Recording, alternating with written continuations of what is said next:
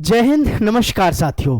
पूरे भारतवर्ष में से आप किसी भी राज्य से हो, लड़का हो या लड़की, अगर आपका भी सपना है कि मैं केंद्रीय विद्यालय में पढ़ाऊं या फिर उसमें जॉब करूं, नॉन टीचिंग की या टीचिंग की, जिसमें आपकी 10वीं 12वीं ग्रेजुएशन बीएड अलग अलग प्रकार की आपको वैकेंसी मिल जाए और वैकेंसी भी कितनी हो, लगभग 50,000 के आसपास। तो साथियों, ये वीडियो आप सभी के लिए बेहद खास होने वाला है। सबसे पहले मैं आपको बता दूं केवीएस क्या होता है। केवीएस होता है केंद्रीय विद्यालय। केंद्रीय विद्यालय, ठीक है। ये केंद्रीय विद्यालय संगठन होता है जिसमें कि आपको पता होना चाहिए सेंट्रल गवर्नमेंट के एक ऑर्गेनाइजेशन है, जिसमें जितने भी हमारे ज़्यादातर जो सर्विसमैन पर्सन होते हैं उनके बच्चे पढ़ते हैं और पूरे देश में इनका जो क्लास का शेड्यूल होता है, क्लास का टाइम टेबल होता है, वो सेम जगह पे सभी जगह पे सेम रहता है। और इसमें क्लर्क की, एमटीएस की अलग अलग पोस्ट होती हैं। क्या क्या पोस्ट हैं, पूरी जानकारी मैं आपको डिटेल में यहाँ पर देने वाला हूँ। उससे पहले यह है हमारे पास में, आप देख सकते हैं, subject recruitment rules for teaching और non teaching post in KVS revised. तो साथियों, ये केबीएस का हमारा नोटिफिकेशन है जिसमें आप देख सकते हैं। तो इसमें हम पूरी जानकारी देखेंगे कि इसमें भर्ती कैसे होना है और कैसे सारी कुछ इसमें पूरी जानकारी डिटेल में। आइए शुरू करते हैं इस प्यारे से सेशन को। तो सबसे पहले आप यहां देखेंगे केवीएस जो भर्ती है हमारी, इसमें सबसे अहम चीज है आपके पास में आपकी जो पोस्ट के नेम है। पोस्ट क्या क्या है, पोस्ट को आप यहां से देखिए। केंद्रीय सचिवालय में जो हमारी भर्ती है साथियों, इसकी ध्यान से देखेंगे आप और इसको समझने की कोशिश करेंगे। सबसे पहली पोस्ट है आपके पास में lower division clerk. Lower division clerk के लिए साथियों आपका 12वीं पास होना अनिवार्य होता है। 12वीं पास है तो आप लोअर डिवीजन क्लर्क के लिए फॉर्म अप्लाई कर सकते हैं। असिस्टेंट कमिश्नर, तो भाई ये अलग तरीके की है।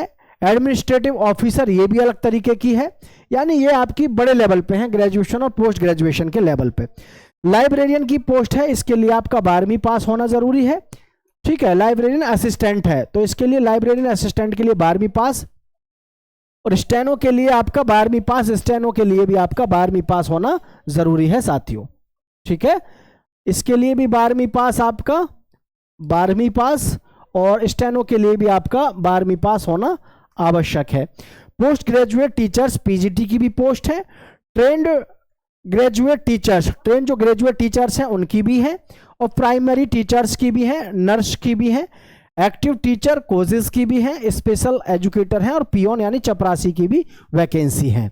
तो इसमें ध्यान रखें साथियों, क्लर्क वगैरह भी है, ट्रेड्समैन की भी भर्ती है। इसमें अलग अलग प्रकार से बहुत सारी इसमें आपको भर्ती देखने को मिलती हैं, बहुत सारी भर्ती इसमें देखने को आपको मिलती है, और इसमें अलग अलग आपकी क्वालिफिकेशन है। टोटल पोस्ट की बात करें तो टोटल पोस्ट आपकी कितनी है, 49,800, यानी लगभग 50,000 के अप्रोक्स आपकी ये वैकेंसी आपको देखने को मिलती है साथियों, ठीक है। इसमें पूरी जानकारी डिटेल में आगे ले लेते हैं, क्या और कैसे इसमें सब कुछ दिया हुआ है देखेंगे। इसमें आप सबसे पहले कि ये जो मेन चीज है इसमें अप्लाई मोड, आपको अप्लाई कैसे करना है फॉर्म को, और सारी चीजें ध्यान से।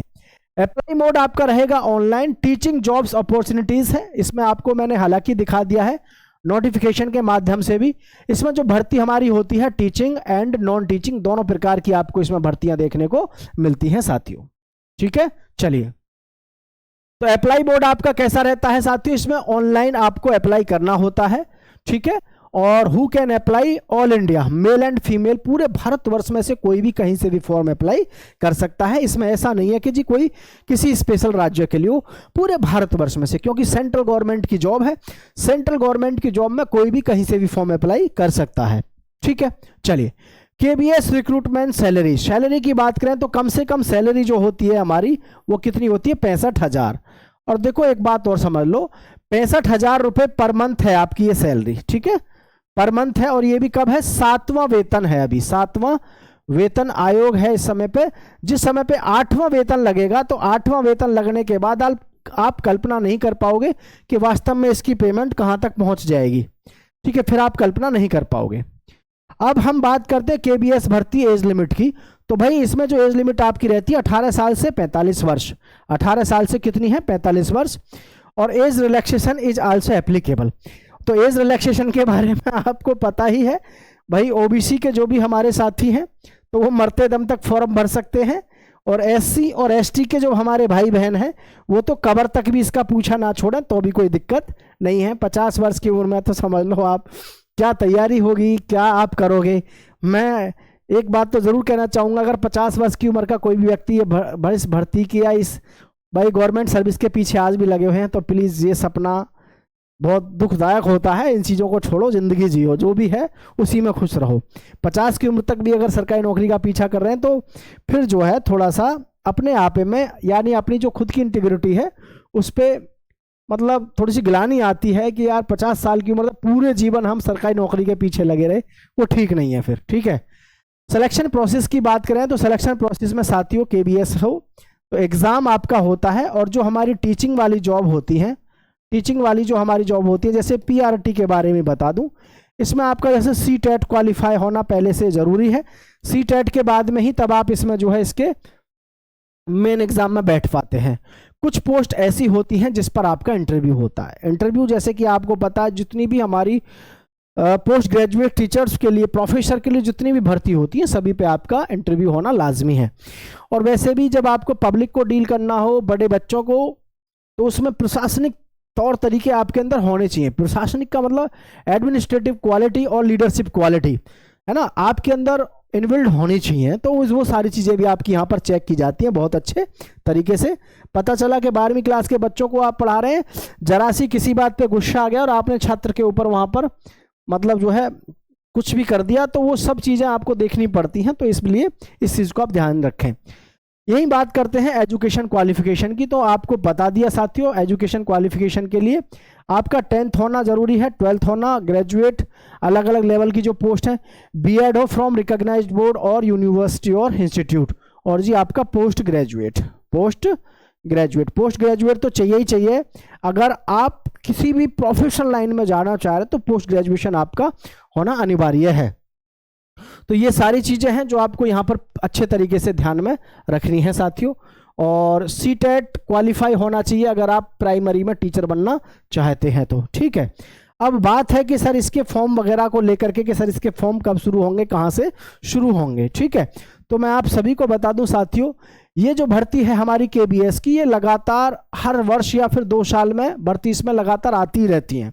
ठीक है, तो इस भर्ती के बारे में आपको बहुत जल्दी जो है पूरी जानकारी डिटेल में आपको मिल जाएगी, और ये भर्ती बहुत जल्दी आपको देखने को मिलने वाली है। लेकिन फिलहाल तो मैं एक ही बात सभी साथियों से कहना चाहूँगा, जो भी युवा साथी केबीएस में जाना चाहते हैं, केंद्रीय विद्यालय में जाना चाहते हैं, केंद्रीय विद्यालय संगठन का हिस्सा बनना चाहते हैं, चाहे क्लर्क से, पियोन से या किसी से भी, तो इस समय आपको अपनी तैयारी में बेहतर तरीके से लगे रहना है। जो भी युवा साथी शिक्षक की तैयारी कर रहे हैं, शिक्षक गणों को भी इसमें जाने का मौका है ही है, और उनको अच्छे से पता है एक शिक्षक बनने के लिए आपको क्या क्या पात्रताएं होती हैं। जैसे कि आपको पता है यूपी में अगर आप टीचर बनना चाहते हैं पहले टेट क्वालिफाई करो या सीटेट, उसके बाद में सुपर टेट। सेम कंडीशन आपकी केबीएस में भी है, पहले आपको सीटेट पास करना है। इसी प्रकार से आपको अलग अलग लेवल पे यानी कि सेकंड लेवल, फर्स्ट लेवल, इस तरीके से आपको पास करना होता है। और जो हमारी ये पोस्ट हैं, छोटी छोटी पोस्ट हैं, छोटी का मतलब हालांकि कोई पोस्ट छोटी नहीं होती, सभी पोस्ट बड़ी ही होती हैं। तो ये जो छोटी मोटी पोस्ट होती हैं जैसे कि पियोन हो गया और एक्टिव टीचर हो गया, नर्स हो गया, और भाई इसमें आपका स्टेनो है, असिस्टेंट, ये लाइब्रेरियन, ठीक है, लोअर डिवीजन क्लर्क है, इस प्रकार की जो पोस्ट है इन पर आपको 12वीं पास होना चाहिए। और कॉमन रूप से वही आपका एग्जाम लगता है जो आपको देखने को मिलता है, जैसे मैथ्स हो गया, रीजनिंग हो गया, जीके, जीएस और हिंदी या इंग्लिश एक लैंग्वेज आपको देखने को मिलती है।